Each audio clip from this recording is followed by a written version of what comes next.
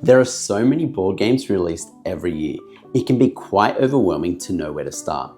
And that's why I'm back again this year to showcase the top board games of 2025 as chosen by the most influential YouTubers in the board game community. Now, this year the dataset has grown significantly.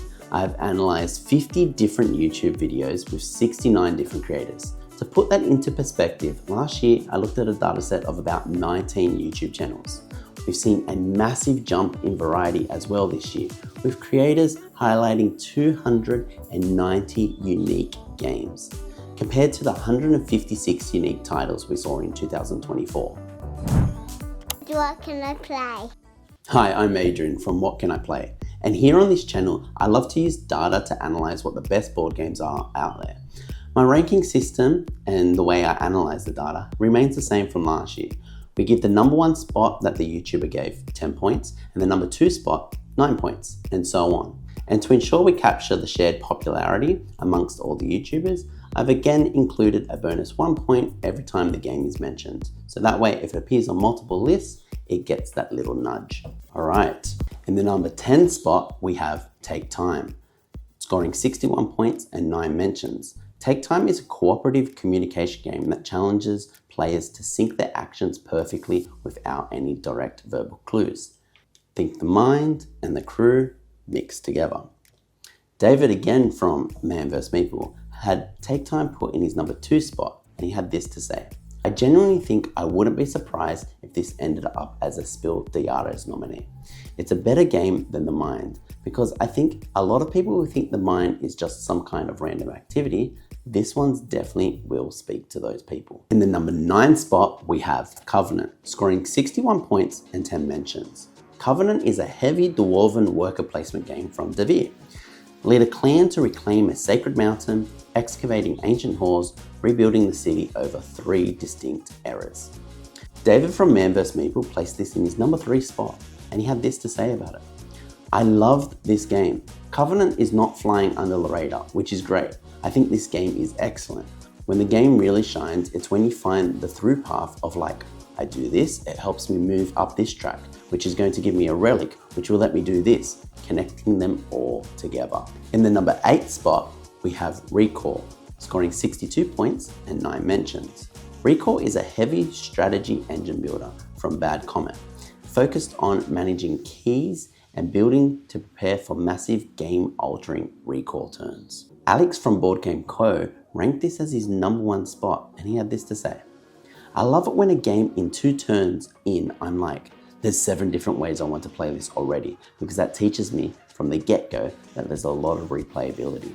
There's a lot of levers to pull in different directions to try and figure out how to most take advantage of the combination of everything the game is doing. In the number 7 spot, we have the Old King's Crown, scoring 65 points and 8 mentions.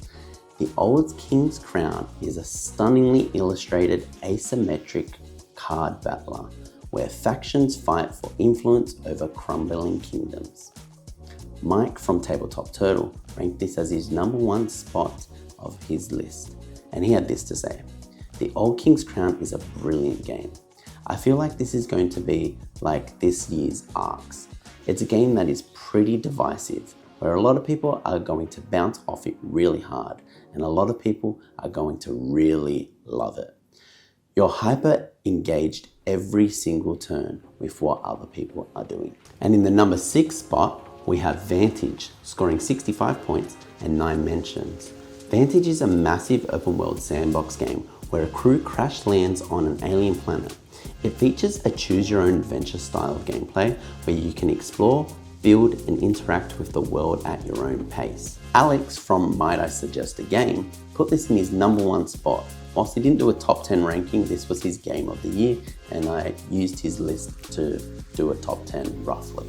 And he had this to say about it: Vantage did something that very few games do these days, which is make me want to play again right away. I love a good story, and this game helps you tell that story cooperatively with the rest of your crew, and it doesn't let the mechanics get in the way. In the number 5 spot, we have Speak Easy with 85 points and 11 mentions. Speak Easy is a heavy Vital Lacrade design set during Prohibition. Players act as mob bosses running bootlegging operations and nightclubs, combining worker placement with tense area control over city districts. Monique from Before You Can Play ranked this in her #1 spot, saying, "Speakeasy is probably my favorite of the most recent 3 or 4 Vita Lacrata games. It's a return of both design and mechanics as well as theme, and it's also innovative.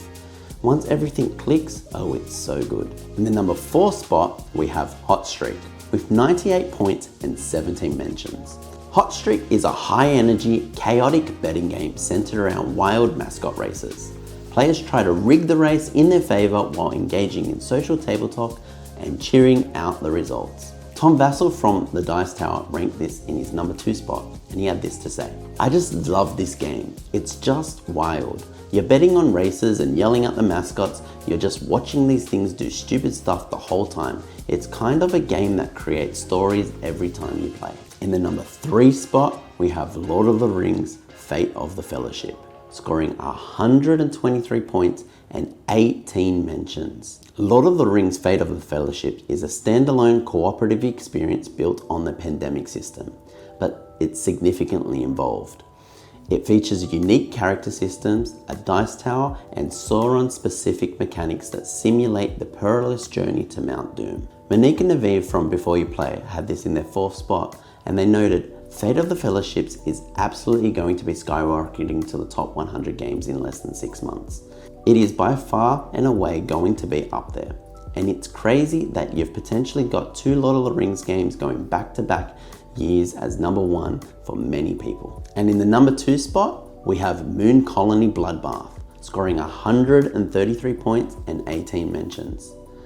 Moon Colony Bloodbath is a mean engine builder with a dark sense of humor. Players build up high-tech lunar facilities only to have them systematically sabotaged or torn down, forcing players to pivot their strategies constantly. Grant Leon absolutely loved this game and put this in his #1 spot, and he had this to say, "It is this interesting accordion where you build up this cool engine in front of you, then to have it all get torn down.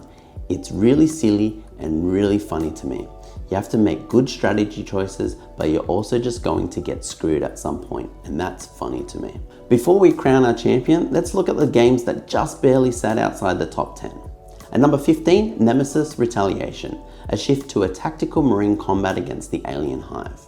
At number 14, The Elder Scrolls Betrayal of the Second Era, a heavy dice character builder across an epic campaign sessions.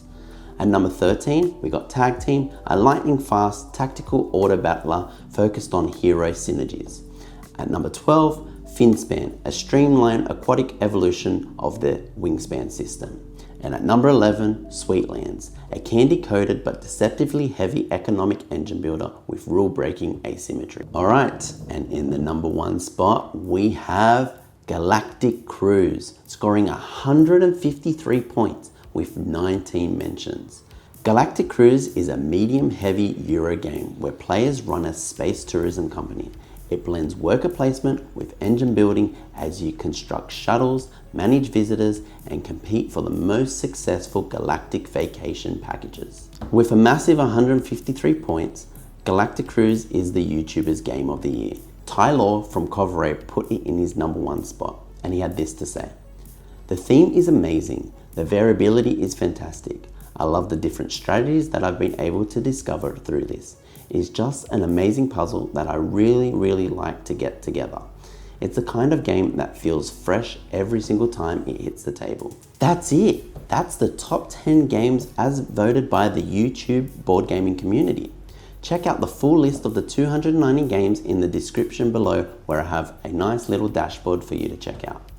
And a huge shout out to all the 50 different YouTube channels and 69 different personalities that took part to make this data set possible.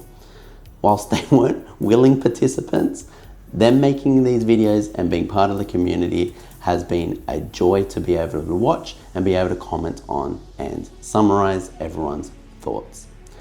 Let me know in the comments below if you are excited to play any one of these, and if your top game of 2025 made the list. Subscribe for more data-driven board game rankings, and I'll see you in the next one. Bye for now.